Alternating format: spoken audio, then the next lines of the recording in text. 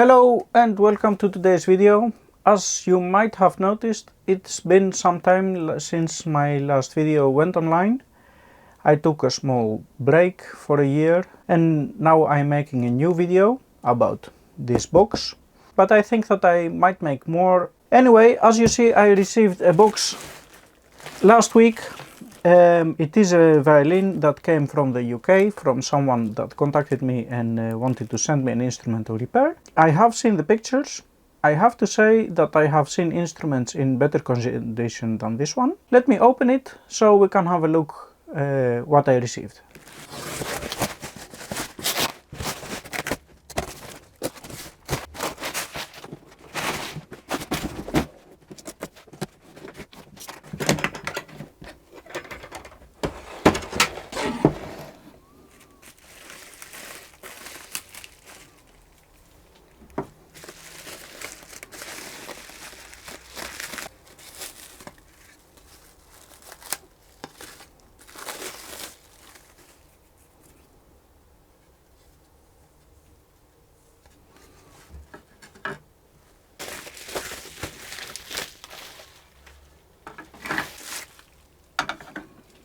As you have already seen, we have the back in two separate pieces. The label is also loose, that's not a big deal. The fingerboard, here we have the scroll.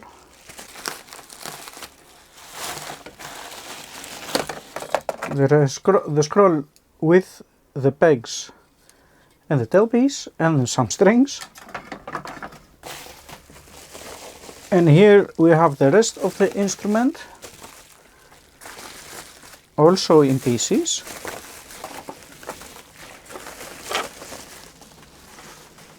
That means a part of the ribs with a lower block and one in the middle. We have the top with some ribs still glued on it. The sound, the bass bar is also loose, but the top is in almost one piece.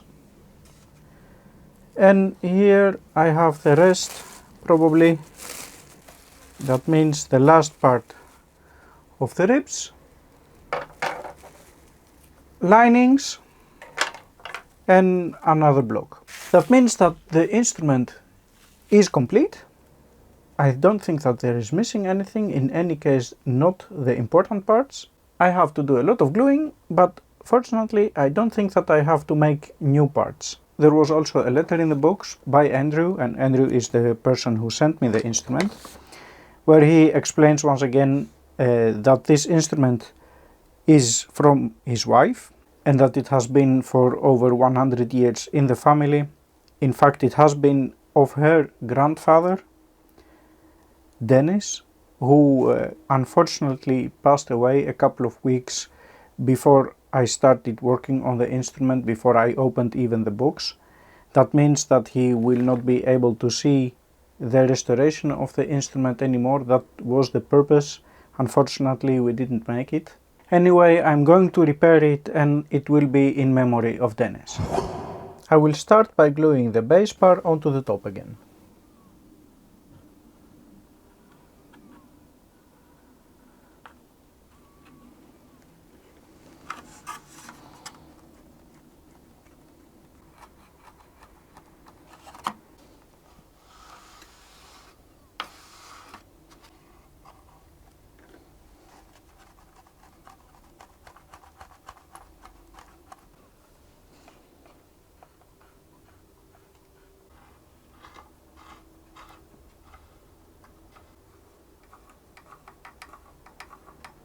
Next, I will glue this rib on this block again. A small part is loose, the other side is closed, so I will glue this part.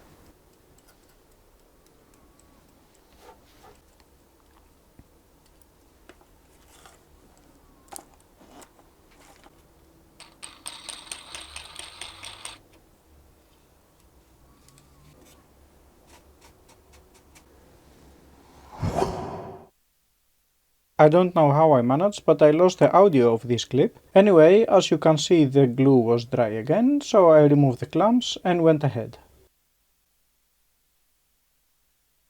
I will use some clamps to clamp everything without glue, so everything is on its correct place.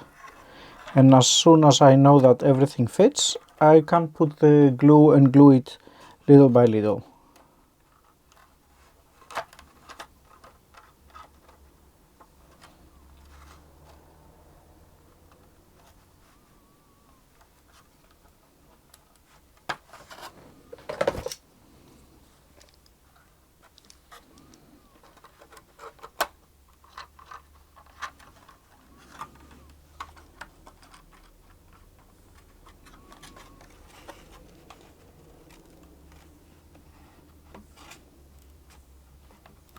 And now that everything is on its temporary place, I can put some glue.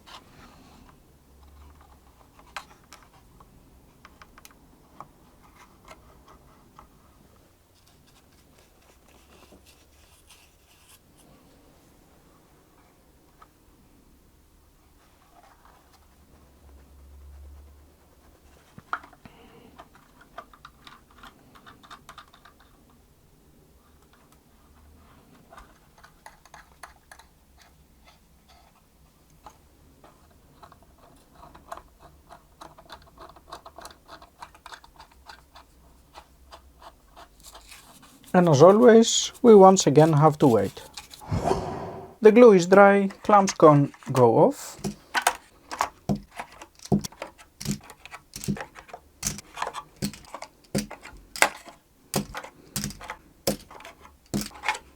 I have to say that everything starts to feel a bit more steady. Now we have still this rib that is still loose, and I noticed yesterday that a part of the upper block is also loose, so I have to glue this as well. There is a small crack here just next to the joint that I also have to glue. I decided to glue only this crack and the block because I don't want to put too many clamps on this part. It will be very heavy, and often when you are working on something else you can bump a clamp on another crack, which moves it out of place, the crack goes open again, and that may bring more problems than I want to solve.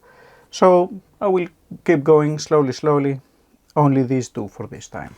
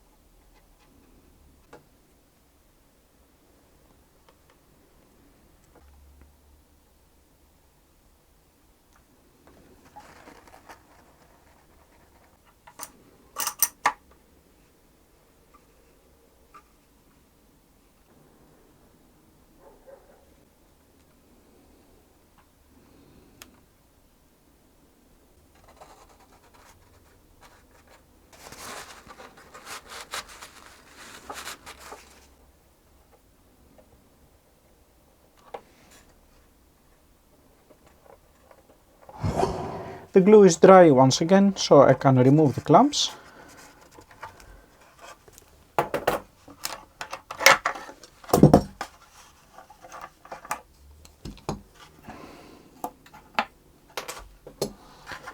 And now I'm going to glue the rib on the block on the top, as well as the lining.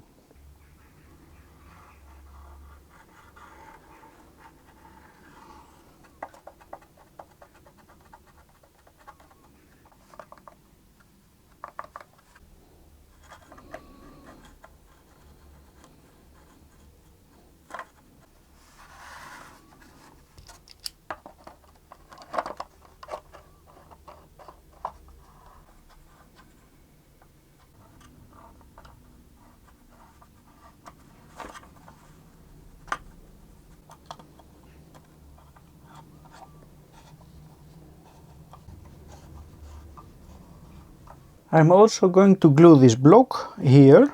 It doesn't fit very well and it is not very well made, but anyway, it is the original one. I will put it back.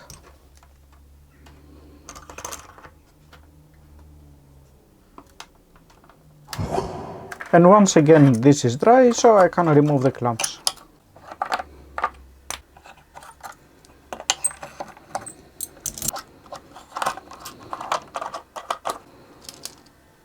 Now I can go ahead and glue these two ribs with a block on this part.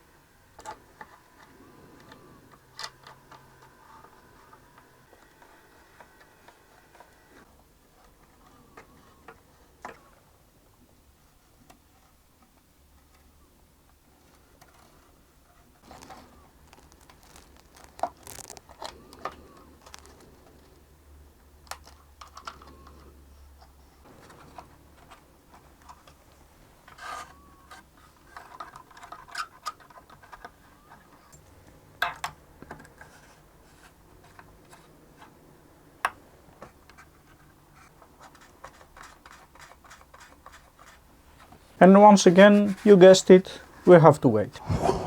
Once again, the glue is dry, so I can remove the clamps.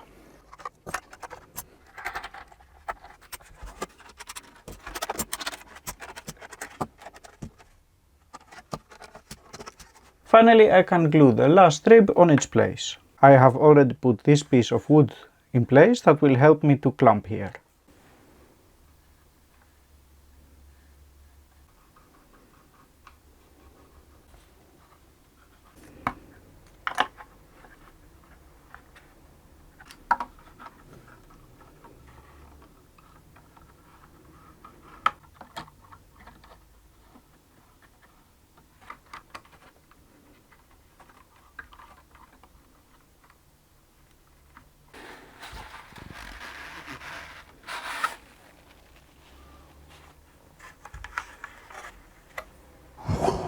And once again the glue is dry, so I can remove the clamps again and again.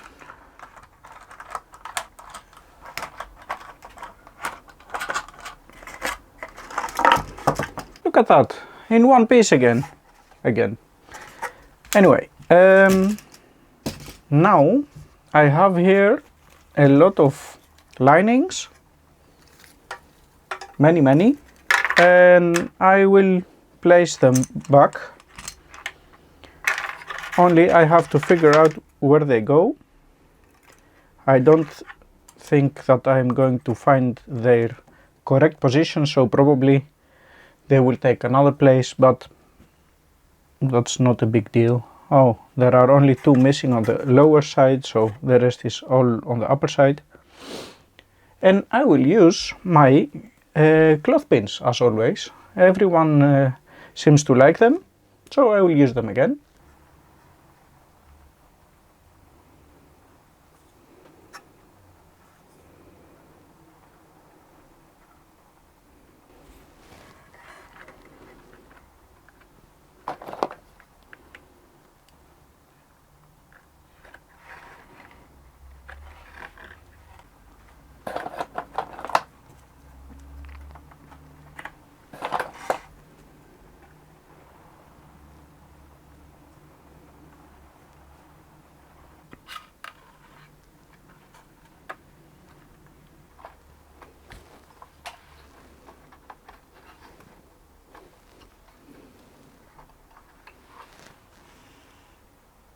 And once again, this has to dry. The glue is dry, so all the cloth pins can come off.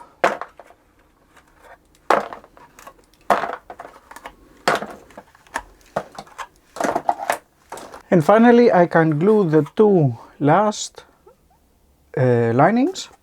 One goes here and the other one goes here. I cannot reach these parts with these cloth pins as they are too short, so I'm going to use these longer clamps.